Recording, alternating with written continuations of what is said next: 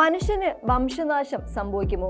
കൃത്യമായ ഒരു ഉത്തരമില്ലാത്ത ചോദ്യമാണിതെങ്കിലും ഒരു കാലത്ത് ലോകത്ത് മേധാവിത്വം പുലർത്തിയ ദിനോസറുകളെ പോലുള്ള ജീവവർഗങ്ങൾക്ക് വംശനാശം സംഭവിച്ചതിന്റെ ഉദാഹരണങ്ങൾ നമുക്ക് മുന്നിലുണ്ട്. അതുകൊണ്ട് തന്നെ ഈ ഒരു ചോദ്യത്തെ നമുക്ക് പൂർണ്ണമായും തള്ളിക്കളയാൻ സാധിക്കില്ല.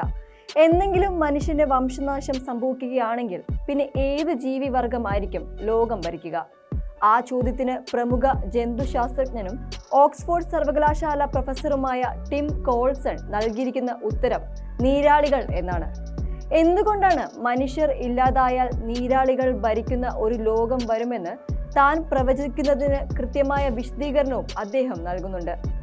ദ യൂറോപ്യൻ മാഗസിന് നൽകിയ അഭിമുഖത്തിലാണ് അദ്ദേഹം തന്റെ നിഗമനങ്ങൾ പങ്കുവച്ചത്. ബുദ്ധിശക്തിയും വിഭവശേഷിയുമേറിയ ജീവവർഗമാണ് കടൽ ജീവിയായ നീരാളിയെന്ന് പ്രൊഫസർ ടിം കോൾസൺ ചൂണ്ടിക്കാട്ടുന്നു. അവയ്ക്ക് ഭൂമിയിലെ മേധാവിത്വമുള്ള ജീവിവർഗമായി പരിണമിച്ചു വരാനുള്ള എല്ലാ ഘടകങ്ങളുമുണ്ട്. ബുദ്ധിശക്തിയിലും ശേഷിയേറിയ കാലുകളും അനുകൂല ഘടകങ്ങളാണെന്നും അദ്ദേഹം പറയുന്നു. കൂടാതെ നീരാളികൾ ലോകത്തെ ബുദ്ധി കൂടിയതും സാഹചര്യങ്ങളുമായി പൊരുത്തപ്പെടാൻ കഴിയുന്നതുമായ വിഭവ സമൃദ്ധമായ ജീവികളിൽ ഒന്നാണ്. സങ്കീർണമായ പ്രശ്നങ്ങൾ പരിഹരിക്കാനും വസ്തുക്കളെ കൈകാര്യം ചെയ്യാനും വളരെ കൃത്യതയോടെ സ്വയം മറിഞ്ഞിരിക്കാനുമുള്ള കഴിവുകൾ അവയ്ക്ക് ഉണ്ടെന്നും അദ്ദേഹം പറയുന്നു. അതേസമയം വെള്ളത്തിനടിയിൽ നീരാളികൾ കോളനികൾ സൃഷ്ടിക്കുമെന്നും മനുഷ്യർ സൃഷ്ടിച്ചതുപോലുള്ള നാഗരികതകൾ രൂപപ്പെടുത്തുമെന്നും അദ്ദേഹം പറയുന്നു. ഇതിനുള്ള ശാരീരിക മാനസിക ഗുണങ്ങളും നീരാളികൾക്കുണ്ട്.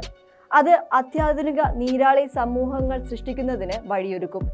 നീരാളികളുടെ നാഡീഘടന, വികേന്ദ്രീകൃതമായ നാഡീവ്യവസ്ഥ, പ്രശ്നപരിഹാര ശേഷി എന്നിവ പ്രവചനാതീതമായ ഒരു ലോകം സൃഷ്ടിക്കുന്നതിന് സഹായകരമാകുമെന്നും അദ്ദേഹം അവകാശപ്പെടുന്നു. ഇനി സമുദ്രജീവികളായ നീരാളികൾക്ക് മനുഷ്യനെ പോലെ ലോകം മുഴുവൻ അടക്കി വാഴാൻ കഴിയുമോ? ഈ ചോദ്യത്തിനുള്ള ഉത്തരവും പ്രൊഫസർ ടിം കോൾസന്റെ പക്കലുണ്ട്. മനുഷ്യൻ ഇല്ലാതായാൽ ദശലക്ഷക്കണക്കിന് വർഷങ്ങൾ കൊണ്ട് നീരാളികൾ പരിണമിച്ച് കരയിലേക്ക് കയറും. ഇപ്പോൾ 30 മിനിറ്റോളം കരയിൽ അതിജീവിക്കാനുള്ള ശേഷി നീരാളികൾക്കുണ്ട്. ഭാവിയിൽ കരയിൽ കൂടുതൽ നേരം നിലനിൽക്കാനുള്ള ശ്വസന ഉപകരണങ്ങളും നീരാളികൾ വികസിപ്പിച്ചേക്കാം. കരയിൽ ഇര തേടാനും നീരാളികൾക്ക് ശേഷി കൈവരിക്കുമെന്നാണ് അദ്ദേഹം പറയുന്നത്.